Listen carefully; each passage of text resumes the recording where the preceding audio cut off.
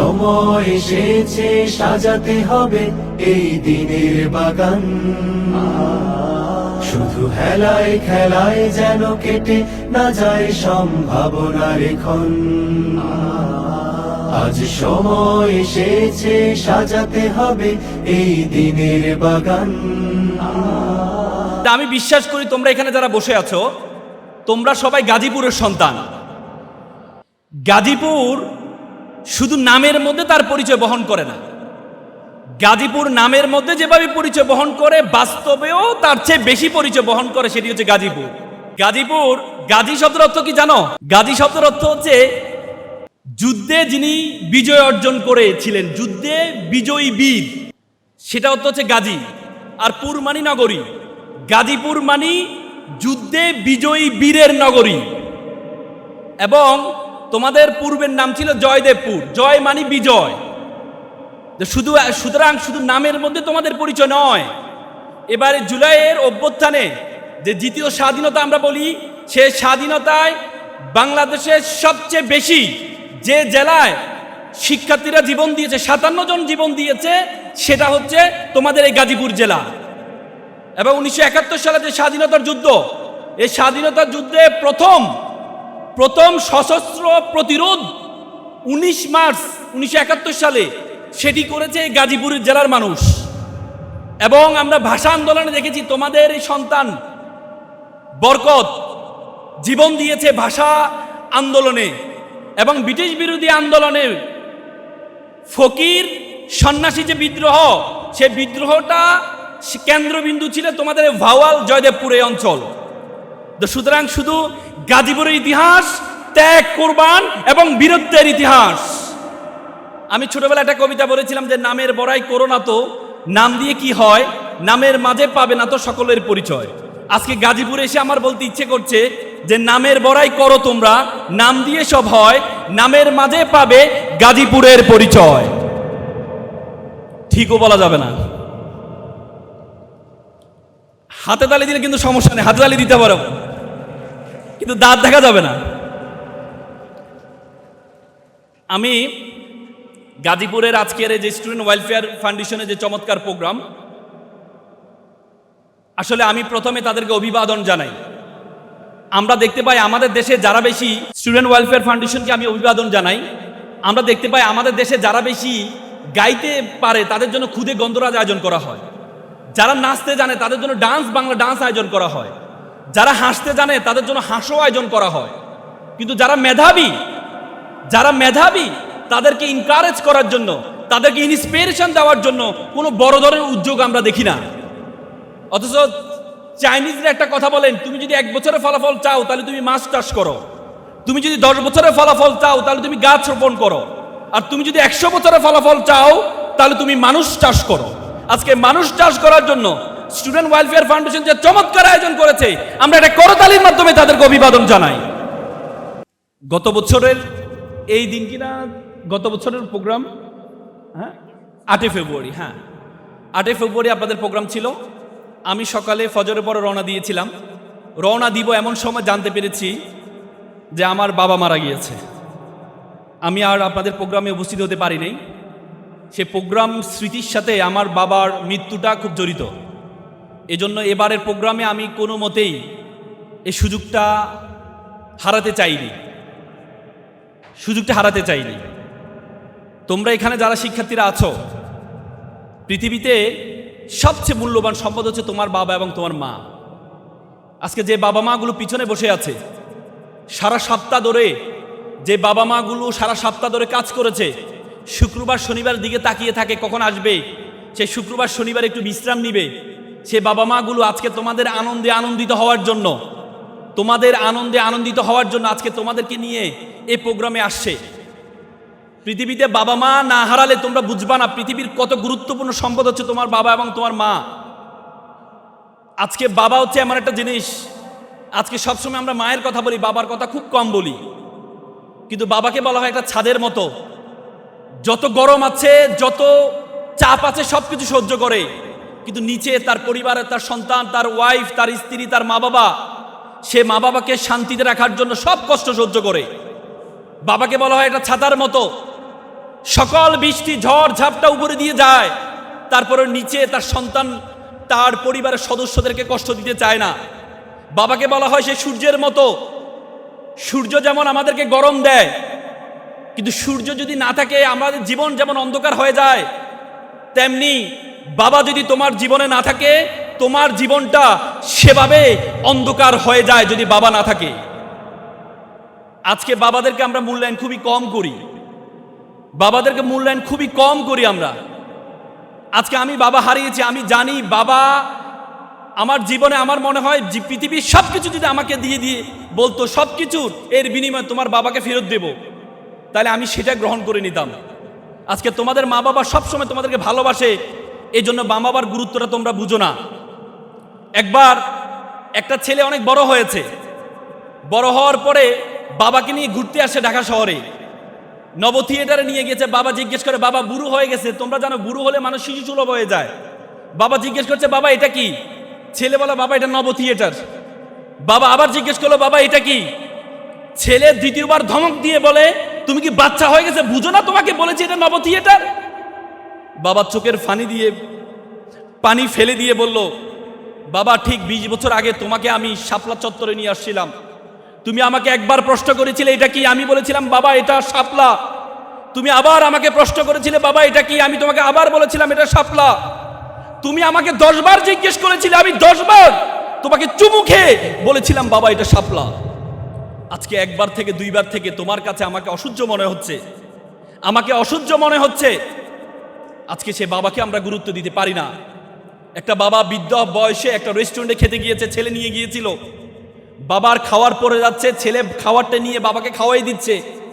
পাশে একটা বৃদ্ধা লোক তাকিয়েছিলেন, তাকিয়ে থাকার পরে বাবা খাওয়ার শেষে ছেলে মুখটা মুছে দিয়ে যখন বিলের সেকশনে গেলেন বিল দেওয়ার জন্য, সে সময় বৃদ্ধা লোকটি ছেলেকে বলল, বাবা তুমি কি কোনো কিছু রেখে যাচ্ছ?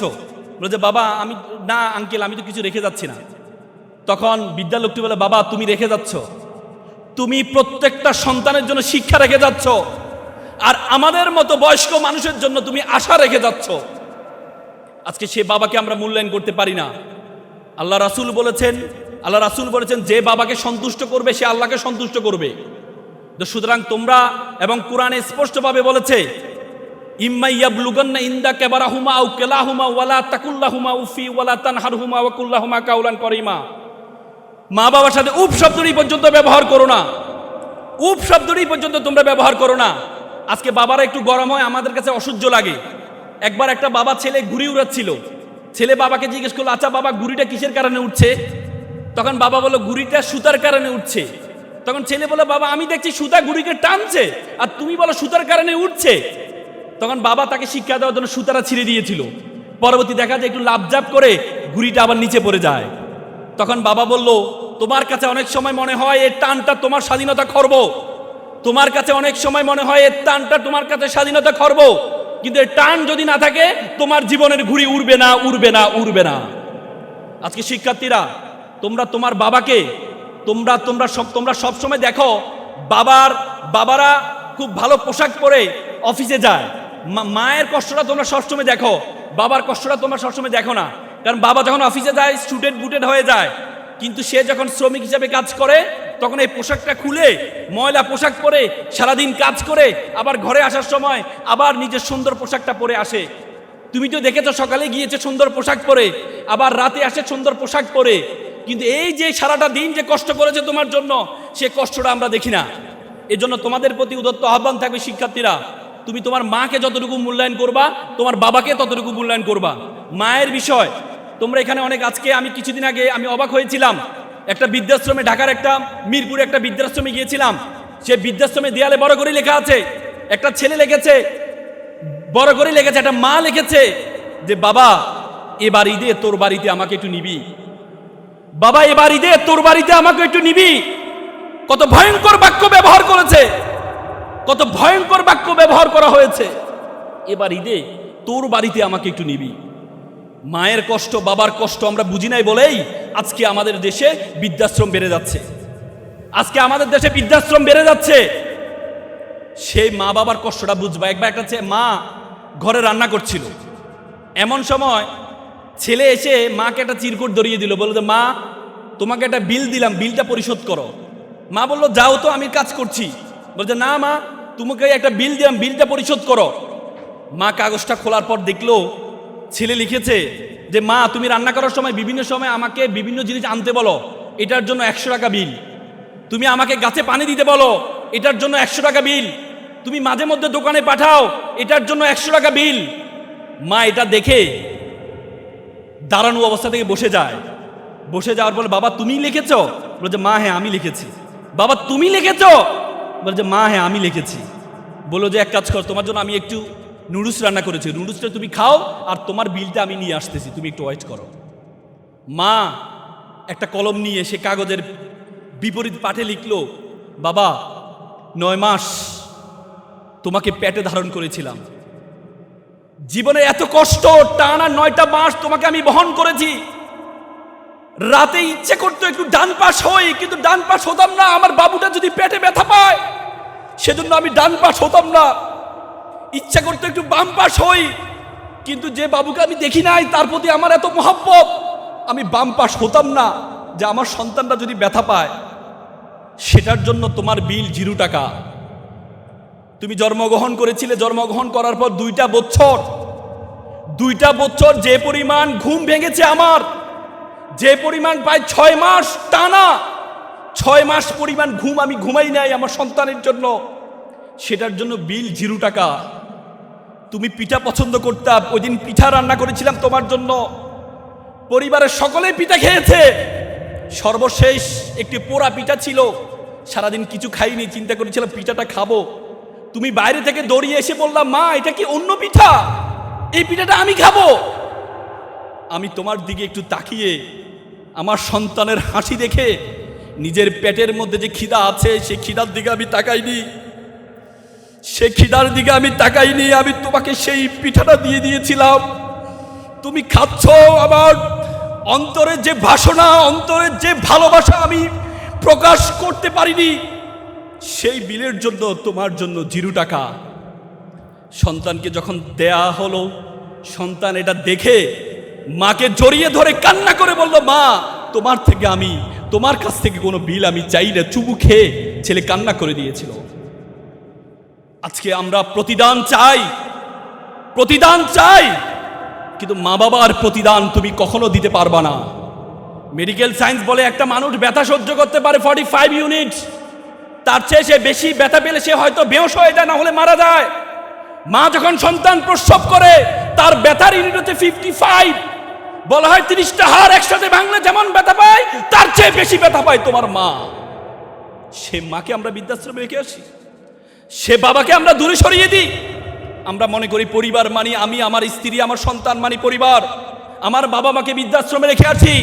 মনে রাখবেন আপনি যখন বড় হবেন আপনার সন্তান মনে করবে তার স্ত্রী তার সন্তান মানি পরিবার, আপনি পরিবারের অংশ নয়, আপনাকে বৃদ্ধাশ্রমে রেখে আসবে। এজন্য তোমরা প্রত্যেকে শিক্ষার্থী এবং অভিভাবক যারা আছেন, একটা ছেলে আমেরিকার ইঞ্জিনিয়ার হয়েছে, সে আমেরিকাতে ইঞ্জিনিয়ার হয়েছে, তার মা তাকে কল করলো একদিন যে বাবা তোমার বাবা মারা গিয়েছে, তোমাকে আসতে হবে। ছেলে বলছে ঠিক আছে মা আমি আসার ব্যবস্থা করছি। কিছুক্ষণ পর ছেলে তার খালাকে ফোন দিয়ে বললো মাকে একটু বুঝাও, আমার একটা প্রমোশন আছে, আমি যদি এখন চলে যাই আমার প্রমোশনটা আটকে যাবে, তুমি মাকে বুঝাও, আমি টাকা পয়সা পাঠাচ্ছি, তুমি মাকে বলো যেভাবে হোক কি বাবার সর্বশেষ দাফনের ব্যবস্থা করতে। মা কল দিয়ে বাবাকে বলল, সন্তানকে বললো বাবা এই জন্য তোকে মানুষ করেছিলাম, তোর বাবার শেষ ইচ্ছা তুই তাকে জানাজার নামাজ পড়াবি, তোর বাবার শেষ ইচ্ছা তুই তাকে দাফন কাফন করবি, তুই আসবি না। তখন ছেলে বলল মা একটু আবেগী কম হও, ছোটবেলায় যখন আমি ক্লাস 5-এ পড়ি তখন আমার দাদা মারা গিয়েছিল, আমি লাশের পাশে কান্না করছিলাম, তুমি আমাকে জোর করে নিয়ে স্কুলে দিয়ে আসছিলে, তুমি বলেছিলে যিনি মারা যাওয়ার তিনি মারা যাবে, ক্যারিয়ারের সাথে কোনো কম্প্রোমাইজ করা যাবে না। সেদিন আমার মাথা ঢুকে আছে ক্যারিয়ারের সাথে কোনো কম্প্রোমাইজ হবে না। তো সুতরাং আজকে আবেগে একটু কম হও। প্রিয় অভিভাবক এখানে আছেন, সন্তান মনে রাখবেন সন্তানটা দেখে শিখে, বলা হয় লার্ন ইন বিহেভিয়ার, সন্তান আপনাকে দেখে শিখে। তো সুতরাং আপনি যেভাবে সন্তানকে শেখাবেন সন্তান সেভাবে শিখবে। প্রিয় শিক্ষার্থী ভাই বোনেরা, তোমরা তোমাদের সন্তানকে, তোমাদের পিতামাতাকে মনে রাখবা, মনে রাখবা ফ্যামিলি মানে কি? মনে রাখবা FAMILY, F for father, A for and, M for mother, I for I, L for love, Y for you. Father and mother, I love you. It's called a family. পারবা তো ইনশাল্লাহ? রাসূল করিম সাল্লাল্লাহু আলাইহি সাল্লাম যখন মেরাজের রাতে, রাসূল করিম সাল্লাল্লাহু আলাইহি সাল্লাম যখন মেরাজের রাতে জান্নাতে গিয়েছিলেন, তিনি দেখতে পেলেন একজন সাহাবা কোরআন পড়ছেন। আল্লাহ রাসূল জিবরাইল আলাইহিস সালামকে জিজ্ঞেস করলেন এটা কে? রাসূল বলে এটা হচ্ছে হারিস ইবনে নোমান। রাসূল বলে আমার সাহাবী হারিস ইবনে নোমান, সে তো মারা যায় নাই। তখন বলছে না, সে জান্নাতের কোরআন পড়ছে। আল্লাহ রাসূল যাওয়ার পর হারিস ইবনে নোমানকে ডাকলো, বলছে হারিস ইবনে নোমান, তুমি এমন কি ইবাদত করো, তোমাকে আমি দেখলাম তুমি জান্নাতে নামাজ পড়ছো। তখন হারিস ইবনে নোমান বলছে ইয়া রাসূলুল্লাহ, আমি তো এমন কোনো স্পেশাল কোনো ইবাদত করি না, আমি নিয়মিত ইবাদত করি। আমার মা অসুস্থ, আমি আমার মাকে, মা খাওয়াইতে পারেন, আমি তাকে গোসল করার ব্যবস্থা করে দিই, খাওয়ার ব্যবস্থা করে দিই, খাইয়ে দিই। আমার সারা দিনটা শুধু আমার মায়ের খেদমতে যায়। তখন আল্লাহ রাসূল বলছে কাযালিকুমুল বিররি, কাযালিকুমুল বিররি, 3 বার বলছেন কাযালিকুমুল বিররি। এটা হচ্ছে বিররিল ওয়ালিদাইন, এটাই বিররিল ওয়ালিদাইন। তো সুতরাং তোমাদের মা বাবাকে তোমরা যদি সামনে পাও, খেদমতটা করবা, তাহলে তোমার জান্নাত কেউ ঠেকাইতে পারবে না। পারবা তো ইনশাল্লাহ? পারবা তো ইনশাল্লাহ? আমি আসলে ওইদিকে যাওয়ার কোনো প্ল্যান ছিল না, একটু আবেগী হয়ে গিয়েছিলাম। বাবার কথা বলার পর একটু আবেগী হয়ে গেছিলাম। শিক্ষার্থী ভাই বোনেরা, আজকে তোমাদেরকে আমি কংগ্রেচুলেট জানাচ্ছি, তোমাদেরকে আমি অভিবাদন জানাচ্ছি। তোমাদের জীবনে একটা গুরুত্বপূর্ণ অ্যাচিভমেন্ট, তোমাদের জীবনে গুরুত্বপূর্ণ একটা অ্যাচিভমেন্ট তোমরা আজকে অর্জন করছো। But you must mind it, this is a beginning. You must mind it, this is a beginning. This is a very very beginning of your journey. তোমার জীবন মাত্র শুরু হয়েছে। তুমি যদি মনে করো এই গাজীপুর শহরের মধ্যে তুমি কম্পিটিশন করবা, তাহলে তুমি ভুল করবা। You have to compete not only Gazipur city, you have to compete all over the country, you have to compete all over the world. তোমাকে মনে করতে হবে ইউ আর গ্লোবাল সিটিজেন। পৃথিবীটা একটা বিশ্বগ্রামে পরিণত হয়েছে, পৃথিবীটা একটা বিশ্বগ্রামে পরিণত হয়েছে। You have to think beyond Bangladeshi border. তোমাকে বাংলাদেশি বর্ডারের বাইরে চিন্তা করতে হবে। তুমি যদি মনে করো তুমি এই গাজীপুর শহরের মধ্যে কম্পিটিশন করবা, তাহলে তুমি ভুল করবা। একটা সাইক্লিং সংস্থা একটা গবেষণায় বলেছেন, মানুষ চিন্তা করে হচ্ছে তার চারপাশে যে 15 কিলোমিটারে যা হচ্ছে, মানুষ ততটুকু চিন্তা করে, ততটুকু চিন্তা করে। পৃথিবীটা ততটুকু নয়, তোমাকে বড় চিন্তা করতে হবে। চিন্তার আগে প্রথমে তুমি তোমার সম্বন্ধে জানতে হবে। সক্রেটিস বলেছে নো দাই সেলফ। আল্লাহ কোরআন বলেছে ওয়াফি আনফুসিকুম, তুমি তোমাকে জানো। তুমি কে, who are you, where you want to go. তুমি কে, তোমাকে কতটুকু যেতে হবে সেটা তোমার সম্বন্ধে জানতে হবে। আমাদের সেরা কবি ফরিদউদ্দিন বলেছে উনসু মাতলু বেজা হাত দরগাহা হার তুরি গো বাজে গো খুদনেশা। তো পৃথিবী যাকে খুঁজে বেড়াচ্ছে, তুমি সেই ব্যক্তি, তুমি তোমাকে খুঁজে বের করো, তুমি তোমাকে খুঁজে বের করো, তুমি কে। আজকে আমরা মনে করি তোমাদের গাজীপুরে সবচেয়ে বড় অ্যালার্মিং, গাজীপুরে গত 3 বছরে প্রায় 1984 জন শিক্ষার্থী আত্মহত্যা করেছে। This a very alarming for you Gazipur city.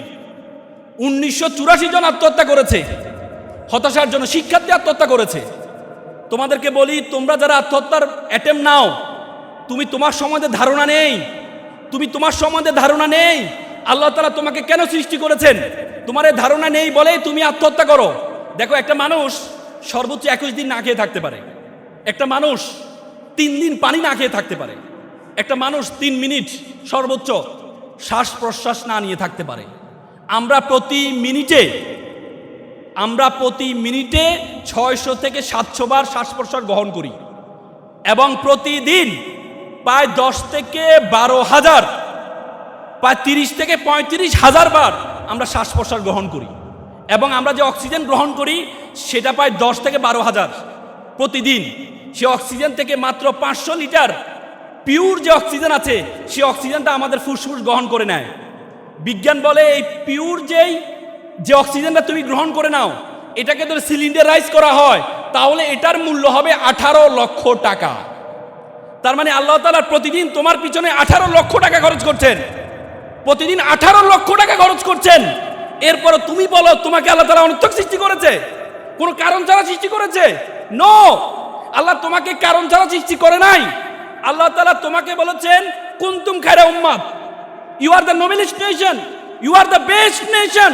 আল্লাহ বলেছে পৃথিবীতে যা কিছু আছে আমি সবকিছু তোমার জন্য সৃষ্টি করেছি। হুয়াল্লাযী খলাকালাকুম মা ফিল আরদি জামিআ, এই আসমান এবং জমিনে যা কিছু আছে সবকিছু আমি তোমার জন্য সৃষ্টি করেছি। আমি তোমার জন্য সৃষ্টি করি। তোমার কি ধারণা আছে? তোমরা জানো এই পৃথিবীর আয়তন কত? পৃথিবীর আয়তন কত ধারণা আছে? তোমরা তো জানো, কিন্তু মুক্ত বন্ধ, কথা বলা যাবে না নাকি? মুক্ত বন্ধ, এই জন্য হাত দিয়ে খেলছে সে। ওর মুখ বন্ধ, এই জন্য হাত দিয়ে খেলছে। কাজ তো করতেই হবে। আমি বাচ্চাদের দুষ্টামিকে নেগরিল দেখবেন না, অভিভাবকরা। বাচ্চাদের আমাদের মাথার মধ্যে প্রায় 10,000 বিলিয়ন আছে, নার্ভ আছে, সেল আছে। এই সেলগুলা 15-16 বছর বয়সে অর্ধেক সেল ইনএক্টিভ হয়ে যায়। তার মানে আমাদের সেল অর্ধেক ইনএক্টিভ, আর ওদের সবগুলো অ্যাক্টিভ। এই জন্য ওরা কাজ খুঁজে, ওরা কাজ রাতের 12টা পর্যন্ত খেলে। কেন খেলে?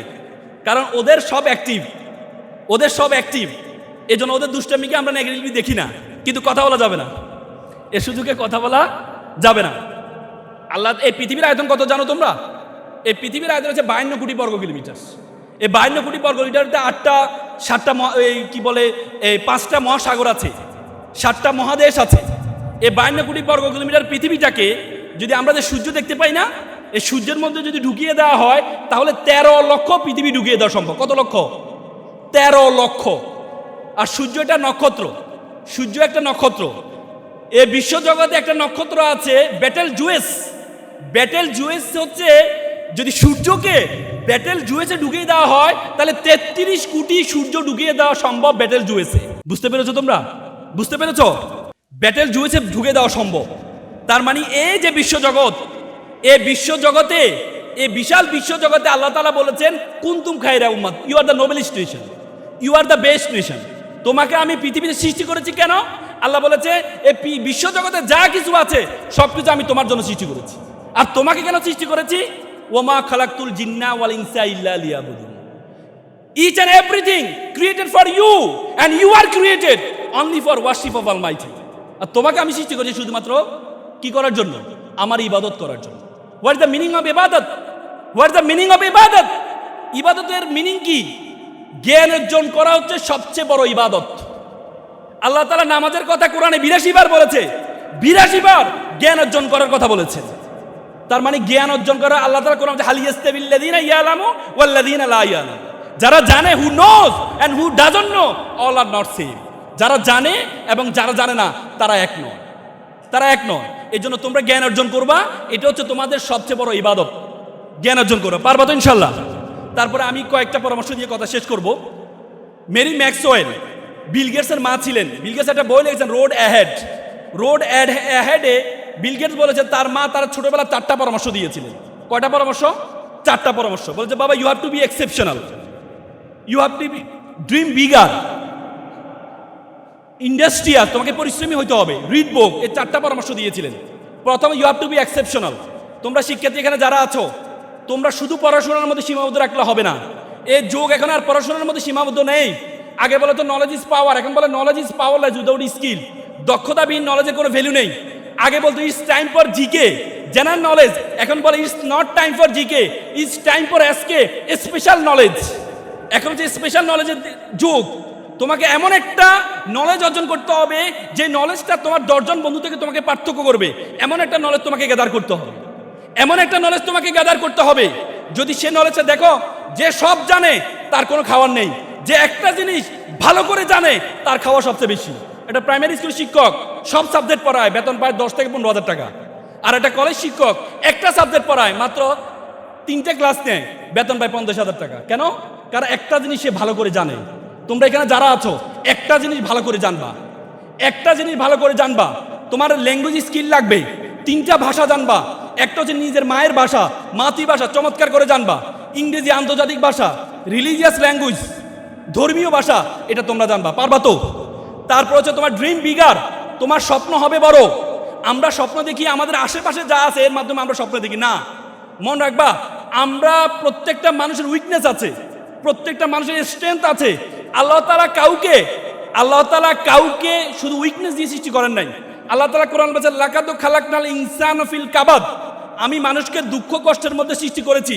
তোমার মধ্যে স্ট্রেংথ আছে, তোমার মধ্যে উইকনেস। অভিভাবক এখানে আছেন, আপনার সন্তানের স্ট্রেংথটা কি সেটা বের করতে হবে।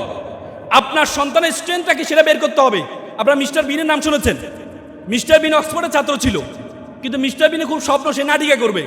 সে যখন নাটক করতে গেল, অক্সফোর্ড থিয়েটারে, তখন তাকে একটা ডায়লগ দেয়, সে ডায়লগ বলতে পারে না, কারণ তার মুখে জড়তা আছে।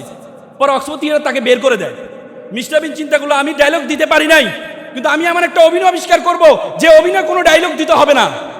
দেখা গেছে মাত্র 3 বছরের মাথায় মিস্টার বিন এত বেশি নন্দিত হয়েছে, পরবর্তী অক্সফোর্ড থিয়েটার তাকে নিয়ে পুরস্কৃত করেছে।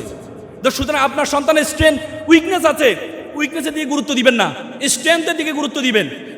এখানে শিক্ষার্থী যারা আছো, তোমার যে স্ট্রেংথ আছে সেটার দিকে এমফেসাইজ করো। দেখতে কালো, মন খারাপ, মেয়েরা সবসময় এই একটা হীনমন্যতা ভোগো যে আমার বান্ধবী দেখতে সুন্দর আর আমার চেহারাটা একটু ভালো না, এ মন খারাপ করবা না। একটা ছেলে প্লে বয়, সে চিন্তা করলো সবসময় সুন্দরী মেয়েরা তার পিছনে ঘুরে, পড়াশোনা করে নাই, তো বয়স পারে যাচ্ছে, চিন্তা করলো বিয়ে করবে। বন্ধুকে বললো, বন্ধু বিয়ে করতে হবে। বলছে বিয়ে করবা? বলে যে ঠিক আছে, তাহলে তুমি বিয়ে করে টাকা পয়সা পাবা কই? ওর টাকা পয়সা তো নাই।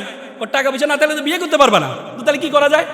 বলে যে তাহলে এক কাজ করো, একটা চাকরিজীবী মেয়েকে বিয়ে করো। তো সে বুদ্ধি পাইলো, পরে একটা চাকরিজীবী মেয়েকে দেখতে গেল। সবাই বন্ধুরা গেল, বন্ধুরা তো ভাবছে কোন সুন্দরী মেয়েকে সে বিয়ে করবে। গিয়ে দেখে তো মেয়েটা কালো। তো বন্ধু মেয়ে তো কালো, তো যা বেটা, নদীর জল গোলা ভালো, জাতের মেয়ে কালো ভালো। একটু পরে দেখেছে মেয়েটা ট্যাডা। তো বন্ধু তো ট্যাডা, তো যা বেটা, এটা লক্ষ্মী ট্যাডা। মানে মেয়েটার যত উইকনেস আছে, প্রত্যেকটা উইকনেস স্ট্রেংথে পরিণত হয়েছে শুধুমাত্র যোগ্যতার কারণে। তোমরা সেই যোগ্যতা অর্জন করো, পারবা তো ইনশাল্লাহ, পারবা তো ইনশাল্লাহ। আমি আর 2টা পরামর্শ দেওয়ার প্ল্যান ছিল, কিন্তু সময় স্বল্পতার কারণে দিব না। আমি সর্বশেষ আমার জীবনের সবচেয়ে বড় শিক্ষা এটা বলে আমি আমার কথা শেষ করব। আমি আমার জীবনে সবচেয়ে বেশি দাগ কেটেছে, আমি তখন ঢাকা বিশ্ববিদ্যালয়ের সূর্য চ্যানেলে থাকতাম। আমি যখন সূর্য চ্যানেলে পড়ি, তখন আমাদের একজন নাইট গার্ড ছিলেন, মামা ছিলেন, উনি সারা ধরে নাইট ডিউটি দিতেন। একদিন দেখলাম মামা সকালে পিঠা বিক্রি করছে। তা আমি বললাম, মামা আপনি সারা ধরে নাইট ডিউটি দেন, সকালে পিঠা বিক্রি করে আপনি ঘুমানটা কখন?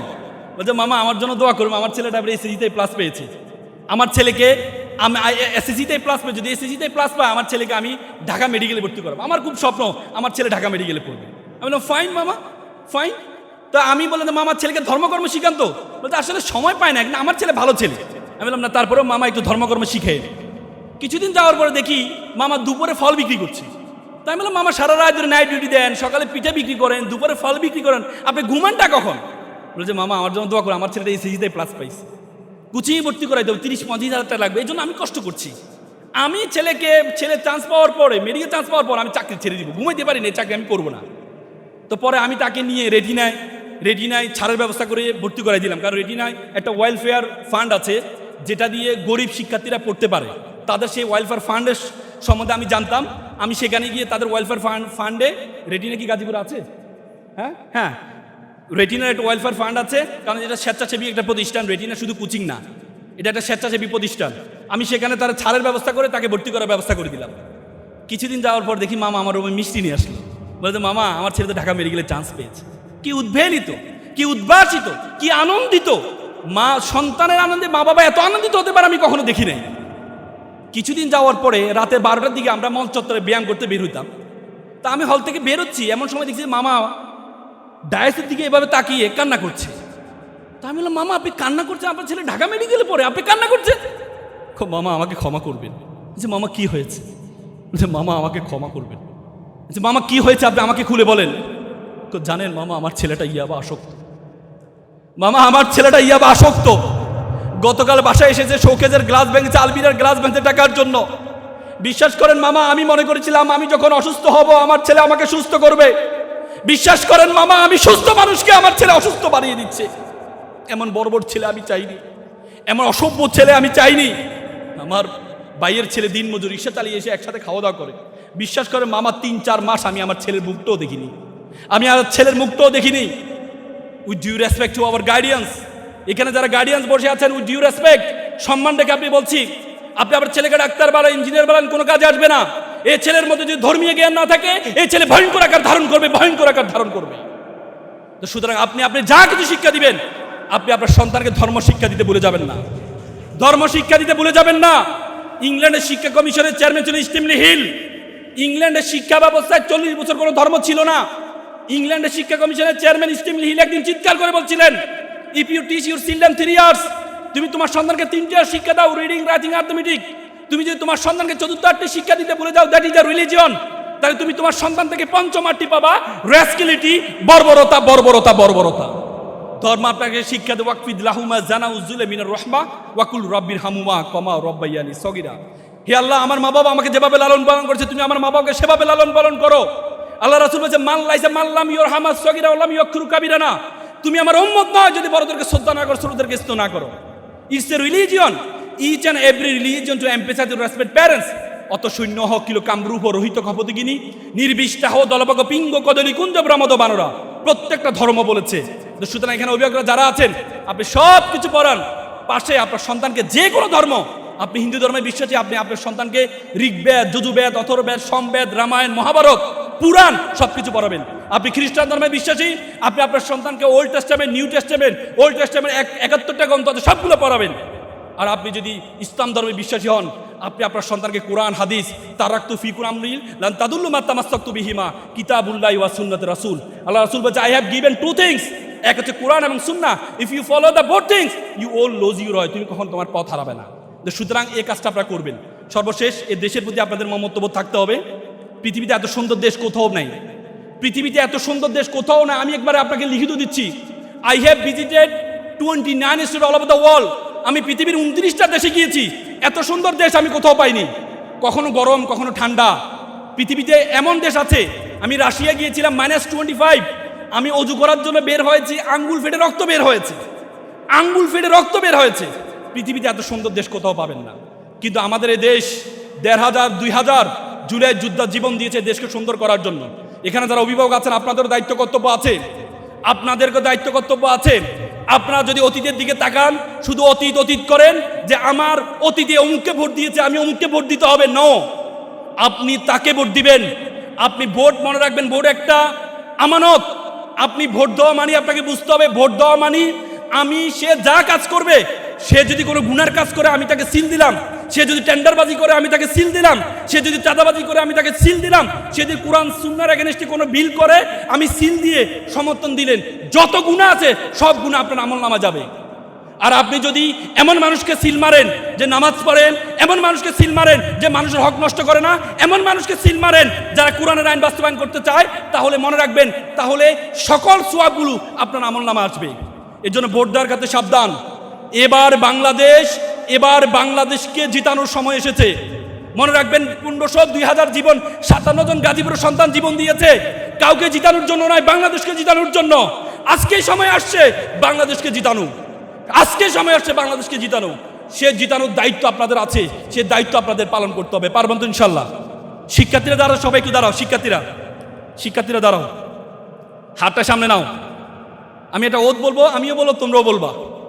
বলো, আমি ওয়াদা করছি, লাউডলি বলো, গাজীপুরের বীরেরা লাউডলি বলো, আমি ওয়াদা করছি খারাপ কিছু দেখবো না, খারাপ কিছু বলবো না, খারাপ কিছু শুনবো না। যে মুখে ডাকিমা সে মুখে মাদক না।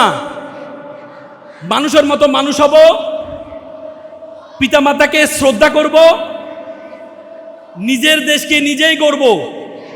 বলো, আবার বলো, আমি ওয়াদা করছি খারাপ কিছু দেখবো না, খারাপ কিছু শুনবো না, খারাপ কিছু বলবো না। যে মুখে ডাকিমা সে মুখে মাদক না। মানুষের মতো মানুষ হব, পিতামাতাকে শ্রদ্ধা করব, নিজের দেশকে নিজেই গড়ব। তোমরা যারা ছোট্ট শিশু, বড় হবে ঠিক, তোমরা হবে শিল্পী, কবি, লেখক, বৈজ্ঞানিক। আজকে যারা ফুলের কলি, কালকে হবে ফুল। তোমরাই দূর করবে এই সমাজের ভুল। সকলে ভালো থাকবা, সুস্থ থাকবা। আসসালামু আলাইকুম।